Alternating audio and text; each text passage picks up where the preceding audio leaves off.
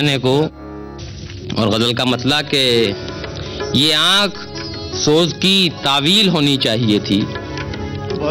یہ آنکھ سوز کی تعویل ہونی چاہیے تھی، یہاں بھی اشکوں کی قندیل ہونی چاہیے،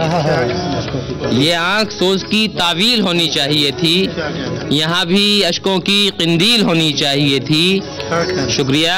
اور وہ روشنی جو نگاہوں کو خیرہ کرتی ہے،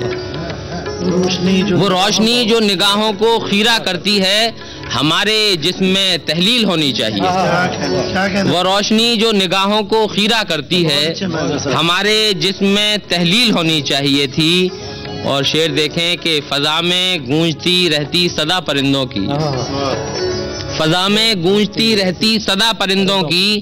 ہمارے گاؤں میں ایک جھیل ہونی چاہیے،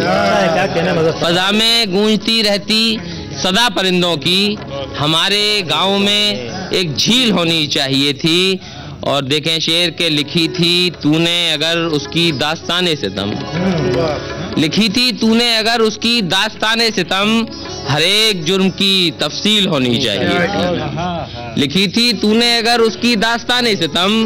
ہر ایک جرم کی تفصیل ہونی چاہیے تھی۔ اور دیکھیں کہ دلوں سے فرقہ پرستی جو مٹ چکی تھی تو پھر،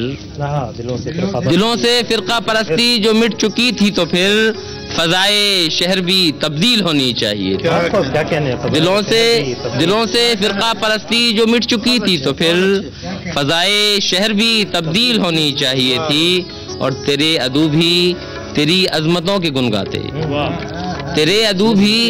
تیری عظمتوں کے گن گاتے، زبان سے قوت ترسیل ہونی چاہیے تھی، تیرے عدو بھی تیری عظمتوں کے گن گاتے، زبان سے قوت ترسیل ہونی چاہیے تھی۔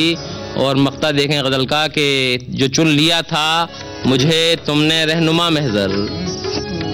جو چن لیا تھا مجھے تم نے رہنما محضر، ہر ایک حکم کی تعمیل ہونی چاہیے تھی، ہر ایک حکم کی یہ آنکھ سوز کی تعویل ہونی چاہیے تھی۔ وہ روشنی جو نگاہوں کو خیرہ کرتی ہے، ہمارے جسم میں تحلیل ہونی چاہیے تھی۔ اور فضا میں گونجتی رہتی صدا پرندوں کی، فضا میں گونجتی رہتی صدا پرندوں کی، ہمارے گاؤں میں ایک جھیل ہونی چاہیے تھی۔